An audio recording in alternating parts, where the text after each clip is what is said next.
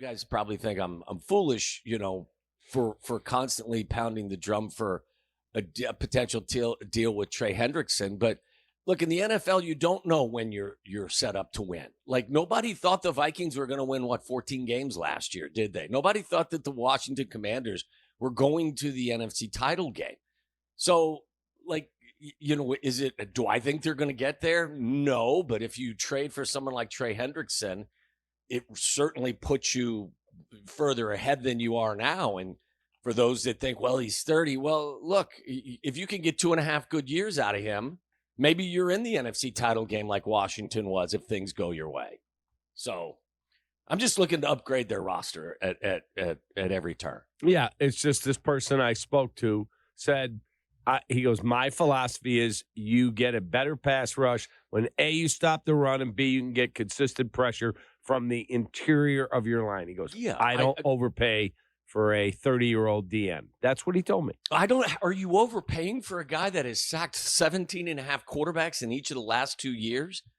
That man has averaged 14 sacks a season, Cap, for the last 5 years. I don't disagree. I know overpaying. Biggs wrote, I couldn't see it on Twitter because he blocked me, but he wrote that he would, A, be stunned if the Bears did it, and B, that the research shows a player over 30 on his third contract rarely works out. Okay, that's fine. And I will look, I'm not telling you that they're going to do it. I'm telling you what I would do.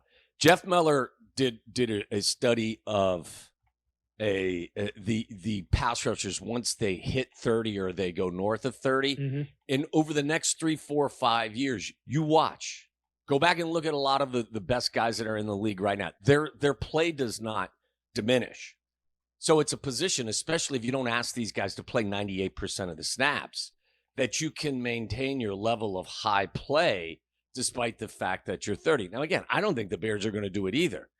I'm just telling you, from my seat, what I wish they would do. Because I think that, again, you never know when your time is going to come here in the National Football League. And I gave you the example of a couple of teams. So always looking to get better. But they may get there without it. I'm just telling you, when they have an opportunity to do something dynamic like that, at the very least, it would be something I would contemplate. And again, the way I look at things, Tommy, I'm a fan, and I want what's best for the Chicago Bears. When we talk about dollars and cents, I'm not at House Hall. I'm not in the office counting the monies and being a bean counter up there. What I'm doing is saying, who's the best players that can help my team increase their chances to win? That's a winner right there. If Hendrickson does not want to be with the Bengals, I would love for him to be a Bear. As you said, more likely it won't happen, but I'm not going to rule out a hand. I would want that. When you have struggled as much as the Chicago Bears have to be able to string together winning seasons, being practical does not matter. Right. It just doesn't. Again, if you look at it as a fan, then that's the way you look. But if we look at it based on what House Hall says and what players say, then you'll never get to where you need to be. Yeah. That's true. But the one thing this guy did say, he said, it's my philosophy, not me, his philosophy. You get more of your pass rush from the interior. He said, that's just how I would build my team, as opposed to going out and paying huge money for an edge guy. But you didn't do it that way. Who's going to give you that push on the interior? Well, you brought in Dio, who's more of a... He'll play both. He'll play both. In and out. Grady Jarrett. Grady, God bless him. He's going to be great in the locker room. He's a diminishing skills player at this stage. Well, you gave him $42 million. He better have look at his sack left. totals over the course of the last 48 months. He's not, this guy who I spoke to, he's not saying you're getting the sacks from Grady and guys like that. He said when they collapse the pocket, he said, I would pay for Dexter Lawrence over an edge rusher every day of the week. He said, that's personally how he would build a defense. He's saying by getting guys like that, it will make guys on the edge, whether that is Hoodie's guy, Austin Booker, or Montez Sweat, or whoever it is, that much better because of what you're getting in the interior. I don't deny that, Cap, if that's the way you want to build it, but that's not the way they have built it. You're getting the majority of your pass rush from the edge with Montez Sweat. You gave him $100 million. So they haven't built it that way. You can do it that way, but if there's a difference-making 3 technique out there that you could trade a second-round pick for and pay him, then I'd be an advocate of that. There isn't. That guy's Trey Hendrickson coming off the edge. That's why I'm personally interested. I give it a 3% chance that it happens, but it isn't going to be. Hoodie, you laid it out perfectly. As a fan and as someone covers the team, I'm not going to sit here and worry about money. I have an old adage in football. If it's good enough for the Patriots, this was before Bill left and is doing what the hell Bill is doing now. Mm-hmm. If it's good enough for the Patriots, it's good enough for me. I've kind of segued into the Philadelphia market. If it's good enough for the Eagles, it's good enough for me. They find a way to pay guys and never get themselves in financial trouble. So use their blueprint or their playbook. And I think Ryan has in a couple of instances where they've paid some of their guys early. But I'm with you, Hoodie. I can't sit here and worry about the finances because I'm not an accountant and I don't own the team and I don't work for the team. It's funny you mentioned Bill Belichick. So for a 18, 19-year-old Tom Waddle, and you have your choices of where you want to go, do you go to UNC with Bill Belichick because you feel like that increases your chances of him opening doors to you for the NFL, or a proven program with a really solid head coach? 2025 is different than 85, as you know. Yeah. I actually visited North Carolina and fell in love with the joint. It is as beautiful a campus as there is in all of college sports and all of whatever. It's amazing. It's unbelievable. At the time, Randy Walker was the recruiting coordinator, the late Randy Walker. Mm-hmm. He was the quarterback's coach, and I loved it. I wanted to go there. They were running the ball with Kelvin Bryant, I think, 50 times a game, and I was like, Coach Walker, I just want to play. Who was the head coach? Dick Crum? Dick Crum, I think, was at the time. So I'm like, if I was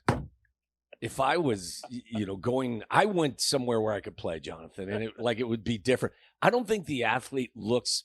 I think Bill Belichick there is a draw there, but I think these athletes these days, I don't think they're relying on Bill Belichick to get them to the next level. They want to get paid. Yeah, that and they have the biggest NIL pot, I think, this year in college football, and that may be the reason why. But I think the power structure has obviously changed, and I don't think these kids are as shy about their confidence as they were back in the day. So I don't know how much going to UNC is about Bill Belichick more than the money, as you mentioned, Kap. But I mean, maybe back in the day, Jonathan, if that was, your sole focus was to get to the NFL, look, there's nobody in college football existing now that has the NFL track record that Bill Belichick does. So maybe it is a draw for some of these kids. How are you, Tommy? Dick Crum. How are you? What's your name? Dick Crum. Good to see you.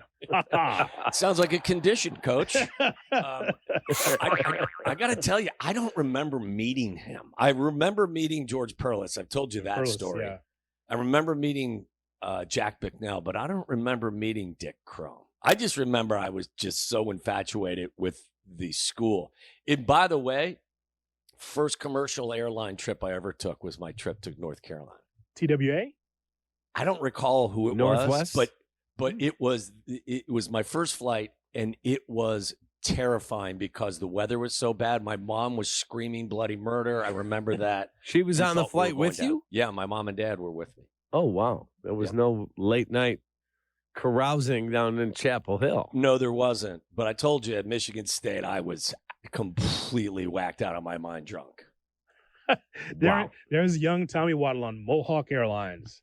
I don't know what it was. I thought it was Republic. Good pull, Hoodie. My goodness. I'm not sure what airline it was, but it was the first commercial flight I ever took. You're on Pan Am. Could have been. On Pan Am. Another one. Good. Yeah. No clue. Don't even remember meeting the coach. Crazy. Tommy, in terms of getting away from the beloved for a moment, the Chicago Cubs are 13 games over the 500 mark. Do you think they're legit and sustainable all season, or you still have pause that lack of, a proven closer, although Palencia is throwing the ball well as of late, injuries to the rotation, you still have doubt? I think that they're going to be there for sure. I just think they're too good top to bottom. Is PCA going to continue the streak? I don't know. I hope so. He's an exciting player, and he's good for the game. Dansby will go through these ebbs and flows. Right now, he's on the incline. Nico Horner's stayed healthy. If these guys can stop pulling, obliques, they'd be much better off as well. But they're just a fun team to watch. And, Kap, 162 games. I say this to you all the time. When the wind's at your back, you got to take advantage of it. And last night's a good example. That's a horse manure Colorado team. Like that team doesn't threaten a high school team. Nope. Find a way, though. But yeah, and Shaw gets a break on 2-2, right? Because that pitch is a strike, and they don't call it.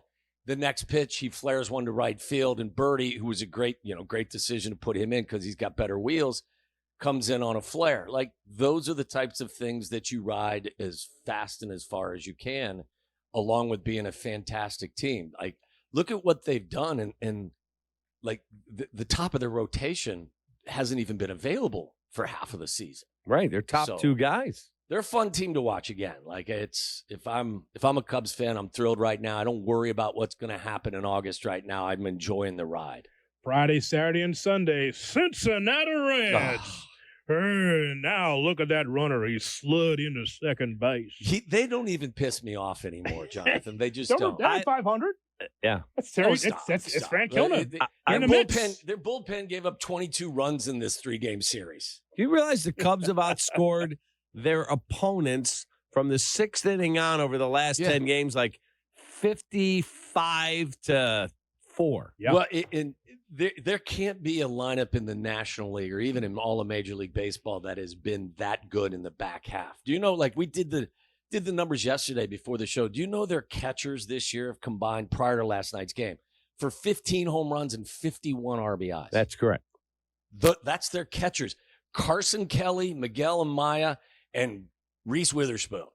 Reese McGuire. Yes.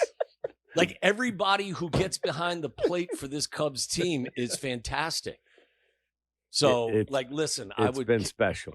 Yeah, you just if I was a Cubs fan, I would just enjoy the ride right now. I wouldn't ignore what needs to be done down the road, but in the moment, I'd just sit back and have a smoke and a drink and enjoy. Yeah, I listened to the Cowboy over the weekend. I put on Reds radio. Oh, my God. When it was 8-4, I You think. have to go. You better put this team down because these Cubs, they're pretty damn good. Just keep Reese McGuire out of the parking lot. That's all I ask. Oh, what happened? He's going to hit well. Oh, just keep him out of the parking lot. Tommy, thank you very much for your time. God. Oh, I forgot about that, Shay. Yeah, I got to go. Tommy, have a great day. You too, guys. All right. Thank you. There he is, the best. The great Tom Waddle on the Yingling America. More on these Cubs and some interesting things happening. You say, just another win for the Cubs. No, something special happened last night.